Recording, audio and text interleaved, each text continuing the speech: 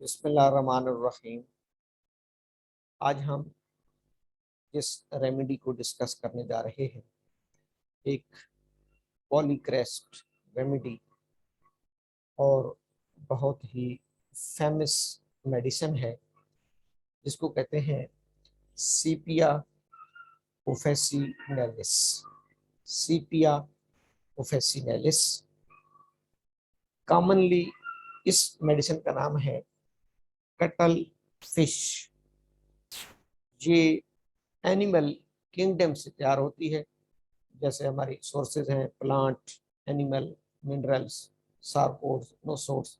ये हमारी मेडिसिन सीपिया ओफेसिनेलिस animal kingdom से तैयार होती है और एक फिश है, एक मछली है। उस फिश की जो फैमिली है वो है सीपीएडी। इसकी फैमिली, इसका खानदान है सीपीएडी। डॉक्टर हनीमैन ने इसको प्रूव किया था और ये डीप एक्टिंग रेमेडी है। Deep acting remedy, deep acting remedies वो होती हैं जिनका एक्शन ऑफ ड्यूरेशन लॉन्ग होता है, इसलिए इसका ड्यूरेशन एक्शन 40 to 50 डेज पर मुहित है। Sepia officinalis cuttle fish common name, animal kingdom से इसका ताल्लुक है। सेपिएडी इसकी फैमिली है। डॉक्टर हनीमैन ने इसको प्रूव किया है। Deep acting remedy 40 to 50 days तक इसका ड्यूरेशन एक्शन है। और अगर हम इसके मियाज़मेटिक बैकग्राउंड की बात करें तो ये दो मियाज़म्स को कवर करती है, सोरा एंड साइकोसिस। दो मियाज़म्स को ये कवर करती है। टेम्परामेंट इसका नर्वस नर्वस ये इसकी ब्रीफ इंट्रोडक्शन है। इस फिश में एक बैग पाया जाता है, एक थैली पाई जाती है। इसके एब्डोमेन के साथ एक बैग समझ लें या एक थैली समझ लें। उस बैग में इंक होती है, फ्लूइड होता है जिसको इंक के लिए भी यूज किया जाता है। फ्लूइड या इंक, उस बैग, उस फ्लूइड, उस इंक को ये फिश अपने आप को दूसरों से बचाने के लिए यूज करती है। जब समुद्र में ये तैर रही होती है तो कोई इसको शिकार करना चाहे या कोई दूसरा बड़ी मछली इस पर हमलावर होना चाहे तो ये अपने आप को कैमूफ्लेज कर लेती है, अपने आप को छुपा लेती है। उस बैग में जो फ्लूइड है, जो इंक है, उसको सक्रीट करती है और इसके इर्द गिर्द एक बादल से क्लाउडी इन्वायरमेंट पैदा हो जाता है जिससे दूसरों को ये नजर नहीं आती। ये इसकी एक बेसिक थ्योरी है। उसी इंक से, उसी इंक से वो जो फ्लूइड है जो बैग में पाया जाता है उस मछली के, उसी इंक से ये रेमेडी तैयार की जाती है। वहीं से इसकी प्रिपरेशन की जाती है, फिर उसकी फर्दर पोटेंसीज बनाई जाती है। डॉक्टर साहबान, डॉक्टर हानीमैन ने इसको इंट्रोड्यूस कैसे कराया? एक्चुअली उनके एक दोस्त थे जो पेंटिंग का काम करते थे और वो ब्रश को इंक में डबोते थे, फिर बार बार, जैसे इंसान कलम के साथ थोड़ा सा वो लाभेदान लगाता है, फिर बार बार उस ब्रश को अपने होंठों के साथ टच करते थे और पेंटिंग का काम करते थे। तो इससे उनको स्किन प्रॉब्लम्स पैदा हो गई, इरिटेशन हो गई, स्किन में एक्जिमा आ गया, प्रॉब्लम्स आ गई। तो उसको काउंटर करने के लिए हानीमैन ने इस मेडिसिन को इस्तेमाल कराया और वहीं से इस मेडिसिन की इब्तिदा हुई। क्योंकि उस शख्स में जो एलिमेंट्स थी, जो प्रॉब्लम्स थी, वो उस ब्रश, उस इंक की वजह से आ रही थी जो बार बार वो अपने होंठों को लगाता था। तो यहाँ से हानीमैन ने इस सेपिया ऑफिसिनालिस को इंट्रोड्यूस कराया। अब चूंकि उस इंक में केमिकल कॉन्स्टिट्यूएंट्स हैं, जाहिर है, जो बॉडी में पैथोलॉजिकल चेंजेस पैदा करते हैं, फिजियोपैथोलॉजी पैदा करते हैं, उस इंक में 25% सल्फर है, एक मेलानिन जो हमारे स्किन का भी केमिकल है, और कुछ ऑर्गेनिक और इनऑर्गेनिक कंपाउंड्स पाए जाते हैं। यानी वी कैन से दैट कि इसका जो केमिकल कॉन्स्टिट्यूएंट है, केमिकल कॉन्स्टिट्यूएंट, उसमें sulphur, melanin plus organic and inorganic compounds, ये इसमें पाए जाते हैं। ये इसका था ब्रीफ इंट्रोडक्शन। इसका पूरा नाम सेपिया ऑफिसिनालिस। अच्छा, फिर इसकी फैमिली तो सेपिडी हमने पढ़ी है। फैमिली के बाद प्लांट और एनिमल का जीनस होता है, इसका जीनस सीपिया।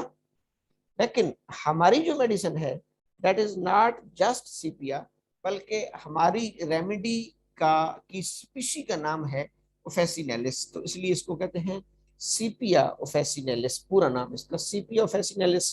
कटल fish common name, animal kingdom Sepiidae, और doctor Hahnemann prover psora sycosis miasms को कवर करती है, नर्वस टेम्परामेंट है, पोलीक्रेस्ट है, डीप एक्टिंग रेमेडी है, सल्फर, मेलानिन प्लस ऑर्गेनिक और इनऑर्गेनिक कंपाउंड्स इसमें पाए जाते हैं। वैसे तो ये बहुत ही वसी रेमेडी है, इसकी एक एक सिम्टम्स को काफी एक्सप्लेन किया जा सकता है, लेकिन यहाँ पर जस्ट इसकी मैं डॉक्ट्राइन को मेंशन करूंगा, जिसको हम कहते हैं doctrine of signature. Doctrine of signature, doctrine of signature.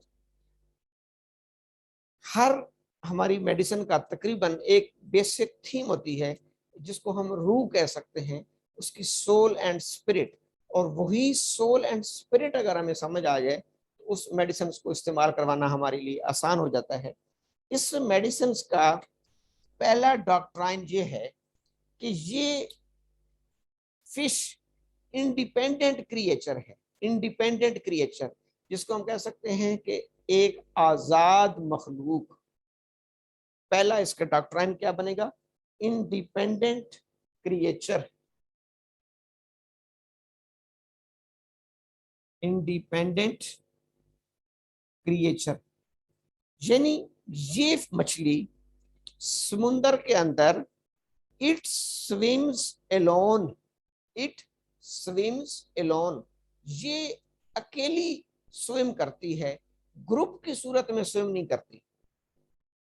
इसकी नेचर है कि ये इंडिपेंडेंट क्रिएचर है, ये खुद मुख्तियार, आजाद, ग्रुप की शक्ल में नहीं रहती, बल्कि इंडिपेंडेंटली अलहदा स्विम करती है। यही वजह है कि इसकी पेशेंट फीमेल भी कंपनी को एवर्जन करती है और अलग थलग रहना चाहती है। इसकी पेशेंट की भी यही थीम है कि शी एवर्जन टू कंपनी और indifference to her loved ones, जिनसे वो ज्यादा मोहब्बत करती है उनसे ला ताल्लुक रहती है। अच्छा, घर में ये खातून सारा दिन, इसको याद रखने के लिए, सारा दिन कायद आज़म के फार्मूले पर अमल दरामद करके काम काम और काम, लेकिन अलग थलग अपने काम करती रहती है, बच्चों से, हस्बैंड से, बाकी जो इसके करीबी फैमिली मेंबर्स हैं उनसे इन डिफरेंट ला ताल्लुक रहती है। इस मछली की भी यही डॉक्ट्राइन है, इस मछली की भी यही नेचर है कि वो इंडिपेंडेंट क्रिएचर है और स्विम करती है अलग, alone, not in the group. Group में स्विम नहीं करती, अलग स्विम करती है। दूसरी इसकी जो डॉक्ट्राइन है वो भी है कि solitary animals, solitary solitary animal, solitary animal, ये भी इसी के साथ मिलता जुलता लफ्ज है कि ये एक खुद मुख्तियार जानवर है।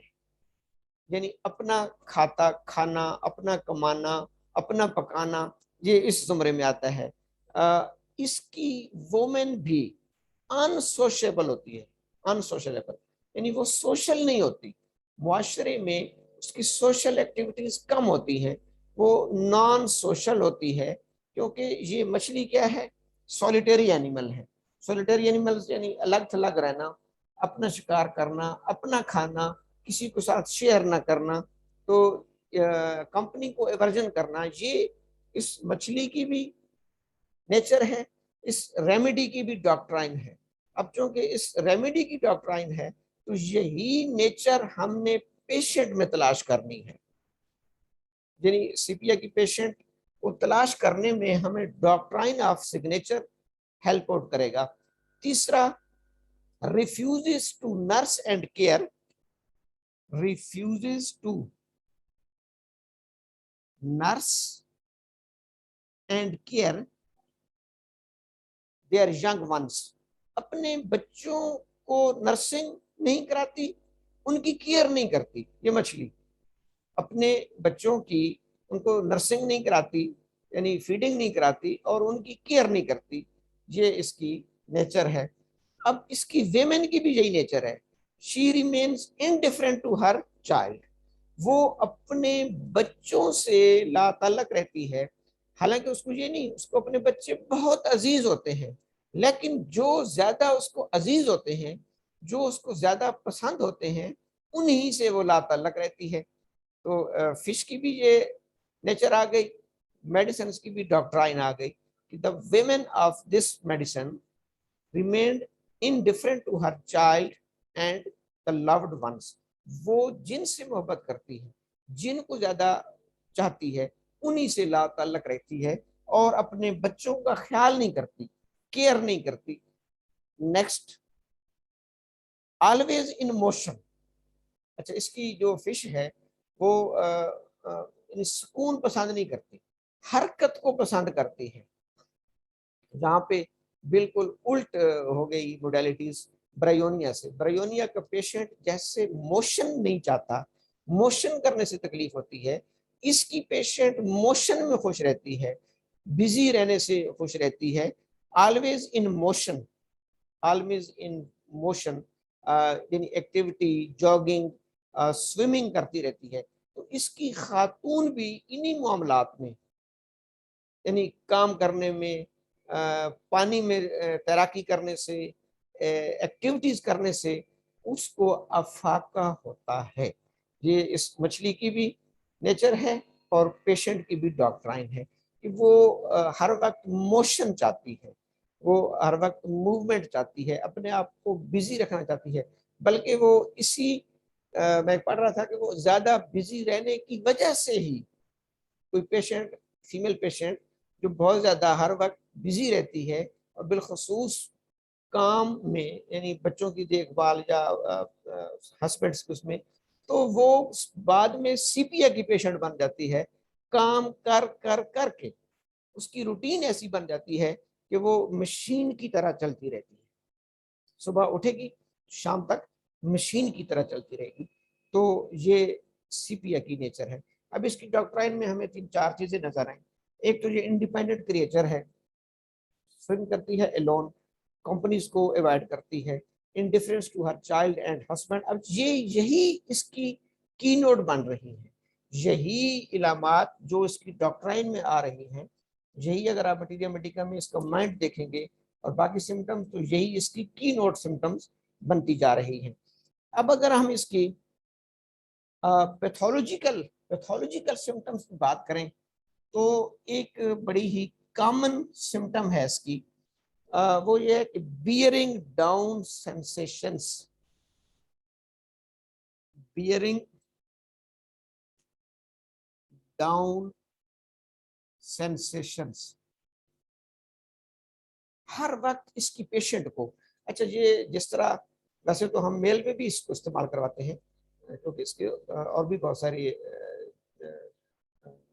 फिजियोलॉजिकल एक्शंस हैं, लेकिन जैसे नक्स नक्स वोमिका कहा जाता है अ मेल रेमेडी, मर्दों की दवा, इसी तरीके से सीपिया के लिए यूज होता है कि it is a women remedy, women remedy, ये खवातीन की दवा है। तो मैं उस हवाले से इसको, क्योंकि हमारे क्लिनिक्स पे 90% ये फीमेल पेशेंट में इस्तेमाल होती है, तो मैं इसलिए इसकी उन्हीं इलामात को भी एक्सप्लेन कर रहा हूँ। बियरिंग डाउन सेंसेशन, इसकी पेशेंट्स को हर वक्त ऐसे महसूस होता है जैसे मेरे पेल्विक रीजन में, हाइपोगैस्ट्रिक रीजन में कोई प्रेशर है जो नीचे की तरफ दबाव डाल रहा है। Bearing down sensations, she feels that, patient ये महसूस करती है, शी फील्स दैट एवरीथिंग जो उसके पेल्विस में है, everything would escape through vulva, तो उसके जेनिटल ऑर्गन्स के जरिए जो कुछ उसके पेल्विस में है वो एस्केप कर जाएगा, निकल जाएगा। इतना उसको बोझ, इतना उसको बोझ महसूस होता है कि वो ये ख्याल करती है कि जो चीज, जो ऑर्गन्स उसके पेल्विस में है वो कहीं ऐसा ना हो कि वुल्वा के थ्रू बॉडी से ही बाहर निकल जाए। इस खौफ से she seats, she seats crossing the limbs, वो हमेशा टांग को टांग पर क्रॉस करके बैठती है। She sits while crossing the limbs, वो लिम्स को क्या करके बैठती है, क्रॉस करके, टू अवॉइड प्रोट्रूशन, कि ऐसा ना हो कि, टू प्रिवेंट प्रोट्रूशन, कि ऐसा ना हो कि जो उसके वल्वा में है वो एस्केप कर जाए। ये एक स्पेशल फीलिंग्स है। हम क्लिनिक पे पेशेंट्स की ये हिस्ट्री लेते हैं कि आपको बियरिंग डाउन सेंसेशंस फीमेल्स को अक्सर हो रही होती हैं। अब इसकी अगर हम पैथोलॉजी देखें तो उसमें प्रोलैप्स ऑफ यूट्रस भी हो सकता है, प्रोलैप्स ऑफ वेजाना भी हो सकता है।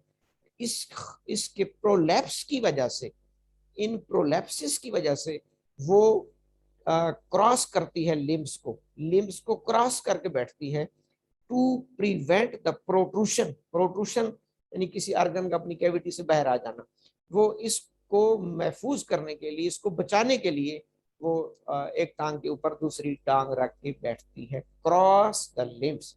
ये स्पेशल इस मेडिसिन में है।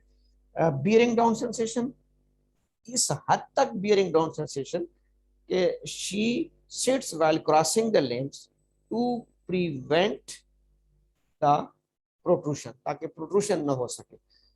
अब इसके लिए डॉक्टर बोरेक ने भी एक लफ्ज यूज किया है, वाशर वेमेन रेमेडी, वाशर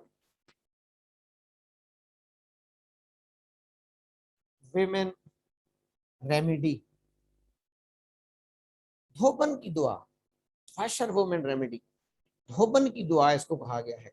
यानी हर वो कंप्लेंट जो पानी में काम करने से ज्यादा, अच्छा अमूमन खवातीन आके बताती हैं जी मैंने कल वो ज्यादा कपड़े धोए धोए हैं तो मेरी कमर दर्द शुरू हो गई है, बैकेज शुरू हो गया है, कपड़े धोने से ये हो गया है। तो ये स्पेशली इस चीज को भी डॉक्टर साहबान फोकस करना है कि इसको डॉक्टर बोरेक ने वाशर वुमेन रेमेडी भी कहा है कि ये धोबन की दुआ है। यानी आप यूँ समझ लें कि जैसे एक वाशर वुमेन जो सारा दिन पानी में काम करती रहती है, तो उस वजह से उसकी जो कंप्लेंट्स आती हैं उसके लिए भी ये बेहतरीन मेडिसिन साबित होती है। एक और लफ्ज जो इस मेडिसिन के साथ बहुत ज्यादा मैच करता है क्लिनिकल प्रैक्टिस में, वो है प्रेगनेंसी, प्रेगनेंसी, प्रेगनेंसी, जेस्टेशन, हमल। प्रेगनेंसी में मुख्तसर बात जो याद रखने वाली है, किसी भी खातून की कोई भी कंप्लेंट स्पेशली अगर प्रेगनेंसी के दौरान होगी तो उसमें सबसे पहले हम सीपीए को प्रेफर करेंगे। बाकी मेडिसिन भी आ सकती हैं, लेकिन मोस्ट प्रोबेबली एक राइटर ने लिखा है कि 90% गैनाकोलॉजी और ऑब्स्टेटिक्स की जो प्रॉब्लम्स होती हैं फीमेल की, गैनाकोलॉजी और ऑब्स्टेटिक्स की प्रॉब्लम्स 90% को ये क्योर कर देती है। अब 90% में क्या आता है, dysmenorrhoea, oligomenorrhoea, polymenorrhoea, menorrhagia, metrorrhagia, uterine fibroids, ovarian cyst, अगर हमें डॉक्ट्राइन में से कुछ चीजें मिल जाए, ये मस्ट है।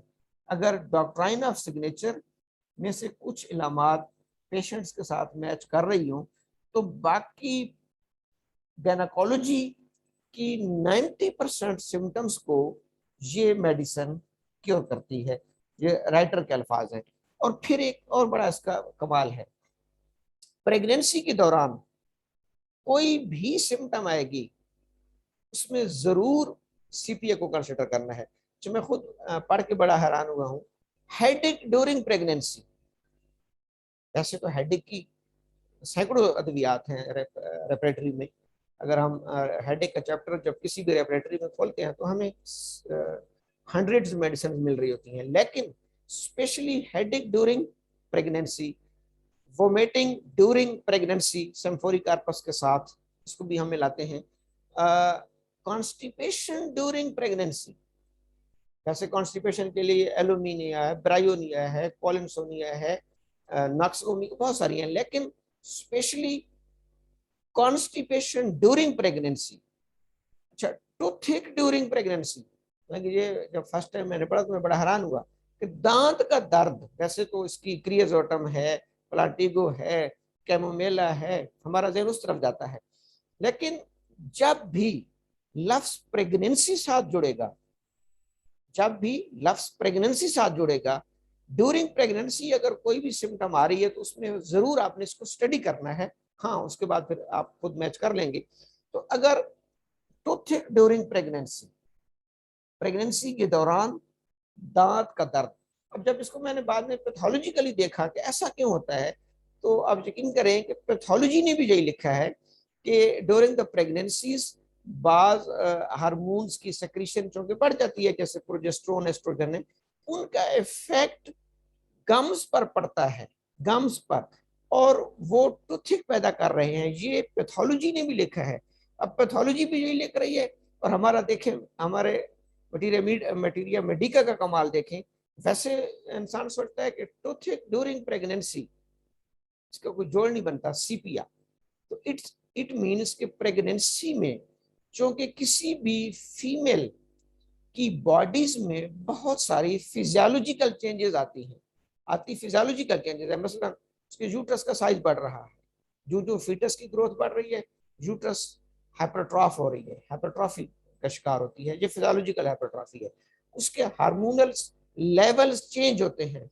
आप अक्सर टेस्ट देखते हैं FSH, LH, उसमें नॉन प्रेग्नेंट वेमेन में और उसका रेंज होती है, प्रेग्नेंट वुमेन्स में और रेंज होती है।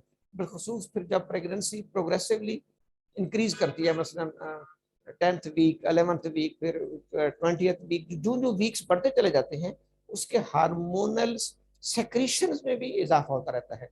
तो जो कि इसमें उसको दांत का दर्द भी अगर प्रेगनेंसी के दौरान हो रहा है, उसको कॉन्स्टिपेशन भी अगर प्रेगनेंसी के दौरान हो रही है, उसको नोजिया वोमिटिंग भी अगर प्रेगनेंसी के दौरान हो रहा है, तो ये सीपीए की नोट लामात में आता है। यहाँ से इसकी थोड़ी सी पिक्चर हमें क्लियर हुई। ये क्या है? ये एक फिश है, कटल फिश है, समुद्र में समुद्री मछली है। इसकी जो मेन चीज है कि इसके पास एक बैग होता है, उसके अंदर फ्लूइड होता है, इंक होती है। वो फ्लूइड ये मछली अपने आप को दूसरों से बचाने के लिए सिक्रीट करती है, तो इसके इर्द गिर्द एक धुआं, क्लाउडी माहौल बन जाता है, जिससे वे ये अपने आप को अपने शिकार से बचा के निकल जाती है। दूसरा, इसकी डॉक्ट्राइन, ये इंडिपेंडेंट क्रिएचर है, अलग थलग रहती है, कंपनीज को अवॉइड करती है। फीमेल भी यही है, indifference to her child and husband. उसके अलावा अगर हम इसकी, हाँ, एक सिम्टम और, इसकी पेशेंट को जहां से भी पेन उठेगा रेफर होगा कमर में, बैक।